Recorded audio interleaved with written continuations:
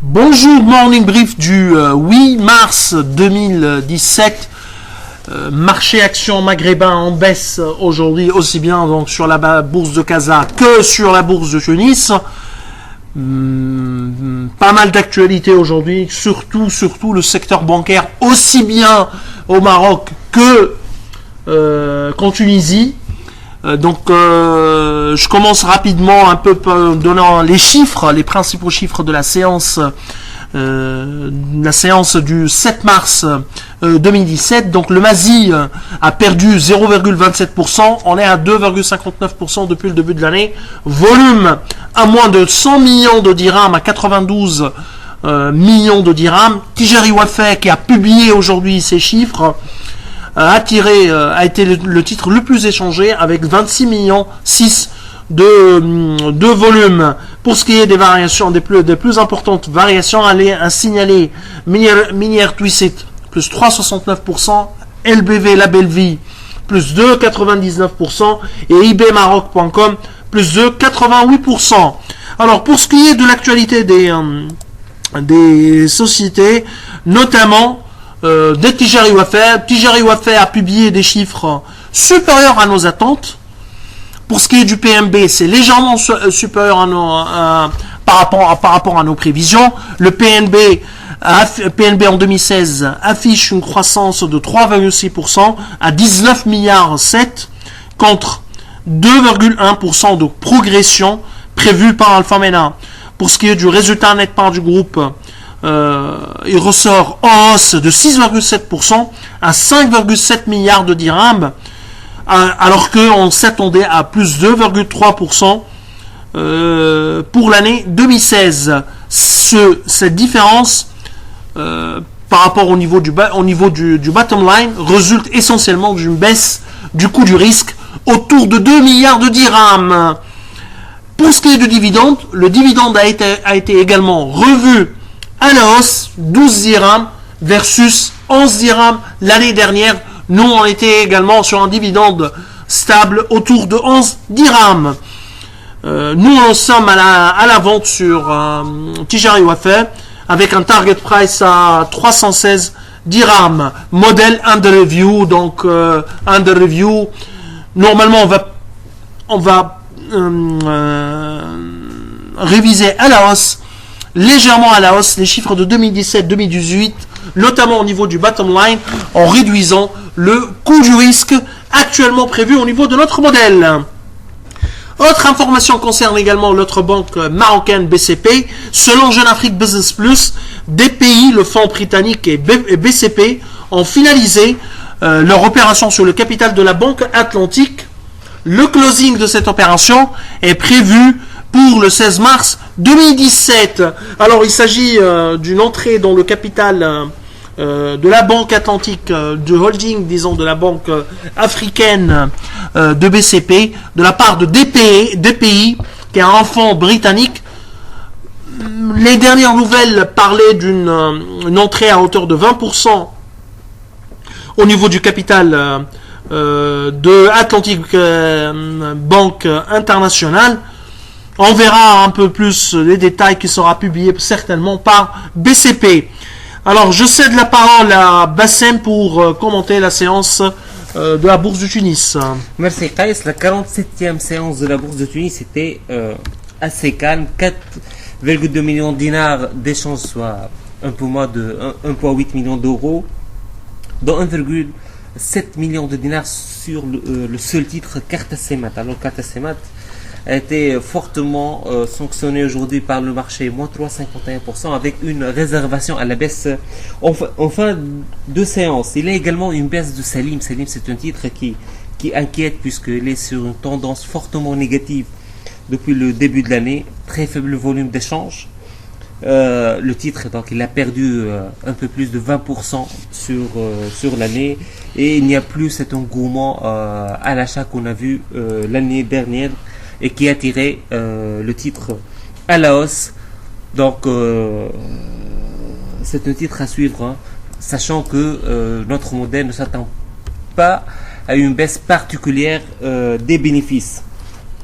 Alors il y a également une baisse qui est l'Andor. Alors l'Andor vient de publier un communiqué de presse dans lequel elle a annoncé que officiellement aucun contrat de distribution avec Kraft n'a été signé.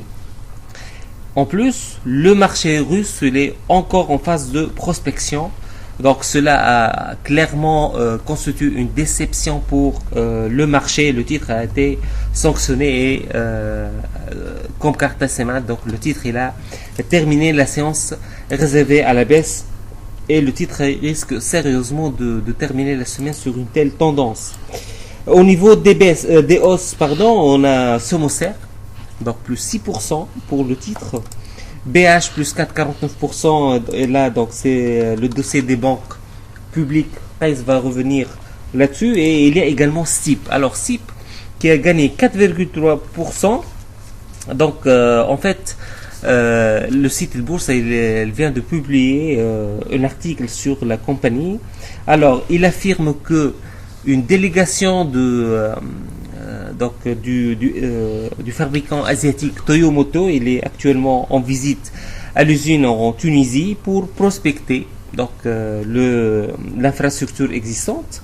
Objectif de la visite, arrêter les modalités selon lesquelles la compagnie procédera au financement d'un projet de construction d'une chaîne automatique de production.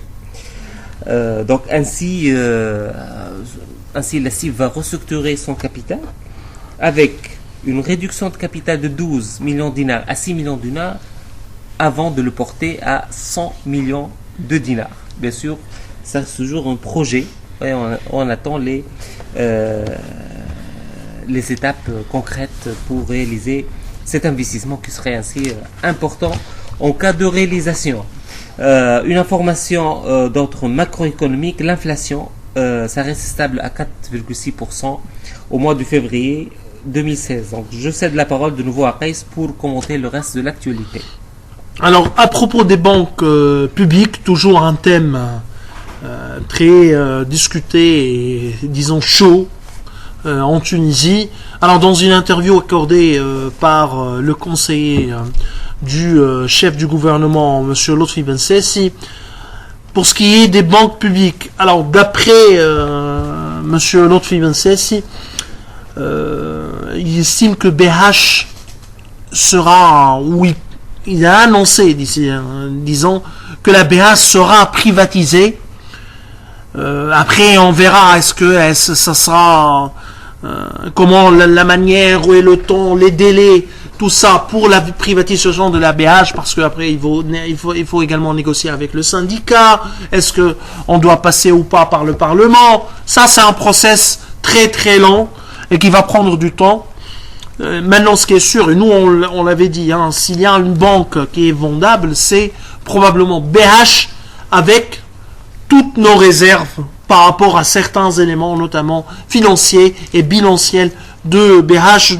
D'ailleurs, ça, nos réserves sont communes à l'ensemble du secteur bancaire tunisien.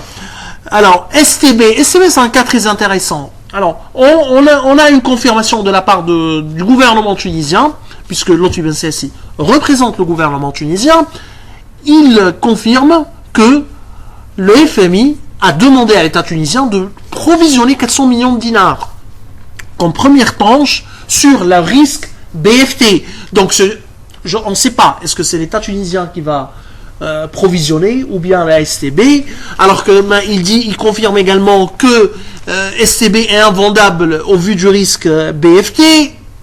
Vraiment, on ne comprend rien. Et si STB est invendable, qui est le partenaire qui va réellement donner de l'argent, injecter de l'argent dans STB à un prix très élevé, puisque il y aura quelqu'un qui va payer le risque BFT, plus l'augmentation de capital de 750 millions de dinars réalisée en 2015.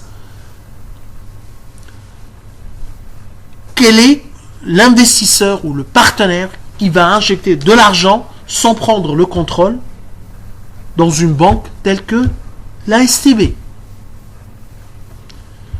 BNA ne sera pas vendu. Ça, on le savait également. BNA, vu l'engagement avec les offices, c'est une banque qui ne sera jamais cédée. Par contre, elle peut céder des actifs. Et là, on pense notamment à Simpar. Alors, on vous souhaite une bonne journée. Au revoir, à demain.